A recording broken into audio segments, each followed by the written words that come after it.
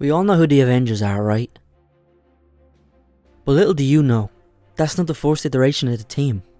No. The first ever Avengers were called the Avengers of 1 million BC, and this is their story. At the dawn of humanity, there came a day like no other, when Earth's mightiest and earliest heroes first found themselves united against a common threat. On that day, the prehistoric Avengers were born, to fight foes no single hero could withstand. Allfather Odin, the Starbrand, who looks suspiciously hulkish might I add, the Sorcerer Supreme, the Black Panther, the Ghost Rider, the Iron Fist, and the Phoenix. In the present, the Phoenix Force hinted that the thunder god Thor did not know the true story of his birth, a truth that has remained secret until now. Like all great love stories, it begins with a kiss. He was Laufey, king of the frost giants of Jotunheim, and she was Hive, the war-bearer mother of infestation, from a place called the Negative Zone. History does not record how they met, only that they came to Midgard, to the Earth of 1 million years ago, to consummate their love, through conquest and slaughter. Such was the power of their union that it most assuredly would have annihilated humanity in its earliest and most primitive days.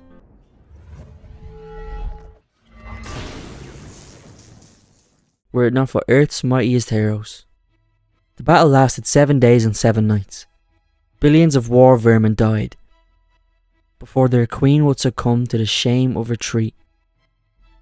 The union of the sons of Ymir and the insectoid hordes of the Negative Zone was not meant to be. Laufey's rage was a roaring blizzard, and that day he swore a blood debt against all the gods and the man-beasts of Midgard. As he fled to Utgard, Laufey vowed to someday turn Midgard to ash and slush, while the young realm of Midgard, led by its mighty protectors, vowed stubbornly to endure. It had been years since the Earth's great powers had first come together to defeat the mad Celestial. In that time, they had waged battles beyond all imagination, but as ever, they had lived to see the dawn. Black Panther! The living embodiment of the Phoenix Force screams as she watches her comrade fall for the last time. He was a good man, she says.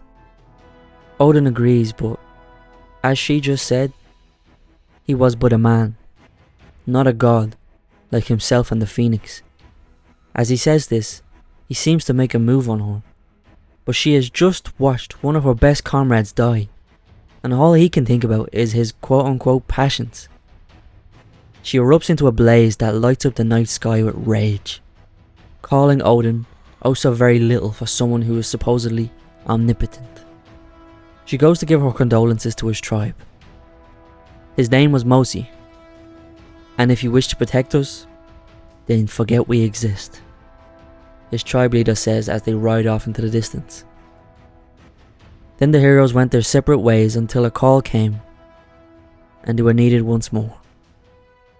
It was the call of the gods. The heroes gather in a panic in Asgard, awaiting the news of some planet-destroying threat.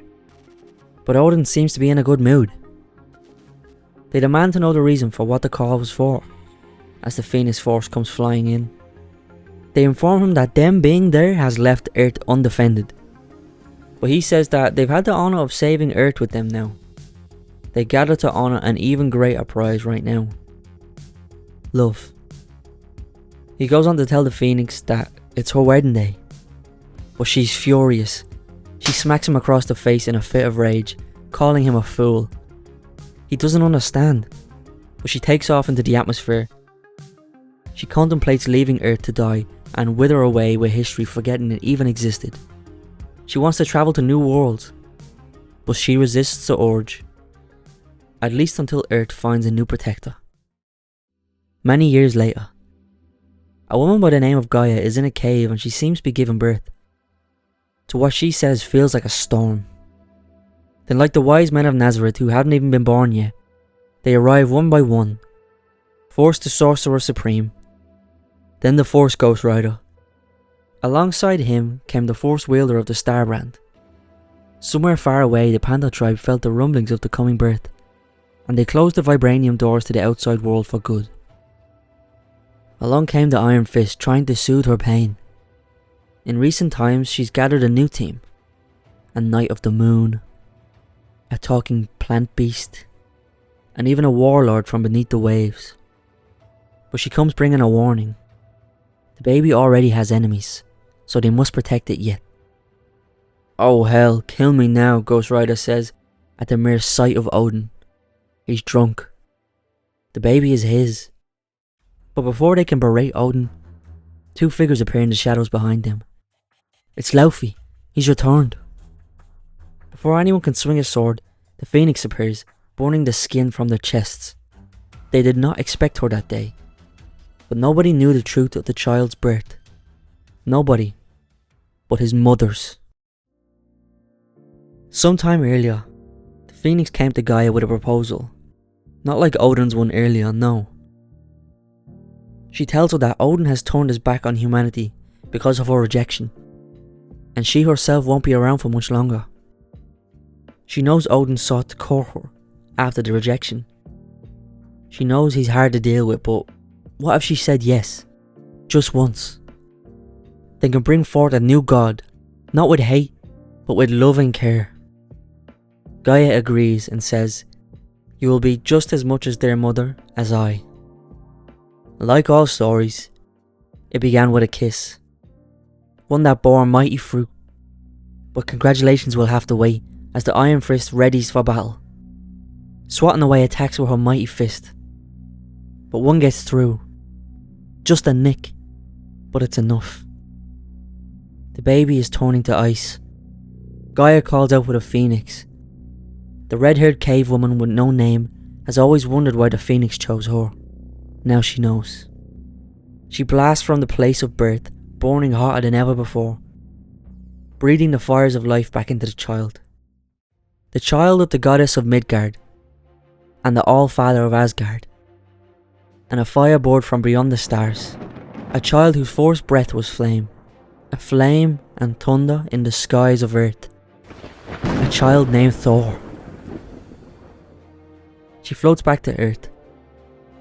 Odin, furious for some reason, yelling to unhand his child and to stay away from his family. She tried to remain on Earth a bit longer to watch the child grow, but there were storms every time the babe cried in the heavens. Storms that shook the world tree and every realm perched among its branches.